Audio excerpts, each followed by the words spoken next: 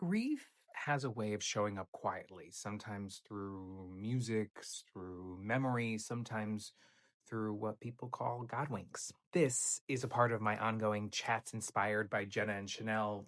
Sometimes I call them coffee chats, chair chats, or today I'll call it mornings with Jenna and Sheinelle. We'll figure it out. Either way, let me get you up to speed. On today's show, Jenna and Sheinelle opened by acknowledging what Savannah Guthrie and her family are going through, and also holding space for Sheinelle on what would have been her husband Uche's birthday. Now, Sheinelle shared what she called a God wink. Without knowing it was Uche's birthday, the singer of the show's theme song, Blessing Ofer, happened to be performing today. And during Uche's time in hospice, Jenna had actually sent Sheinelle one of his songs called Brighter Days.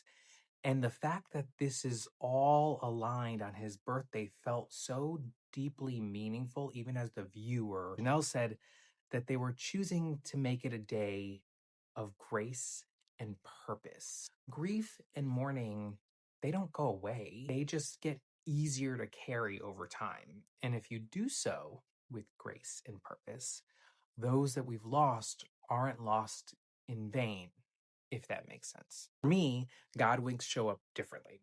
I see them in angel numbers. I randomly hear my aunt's voice say, "Hey, kid." You start to lose people's voice over time, which is why I say this, but that phrase, for some reason, I can clearly hear her saying it. And that idea of how we carry the past into the present also showed up again later when they started talking about Carol Burnett on Amy Poehler's podcast, The Good Hang, saying that she still feels like she's 11 years old and how those early years were full of joy and simplicity. This was one moment where I realized my experience doesn't quite line up. When you're a young, closeted queer kid, even at a really early age, you don't always get to feel carefree.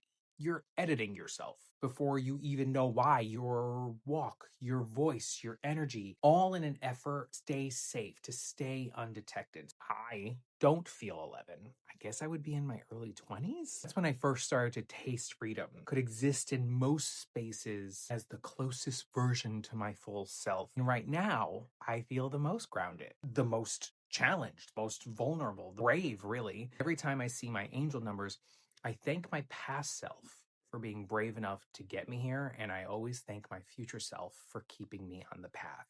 That's it for this morning with Jenna and Sheinelle. I'm David, and now you're officially up to speed on God winks, grace and purpose, and redefining what our good years really mean.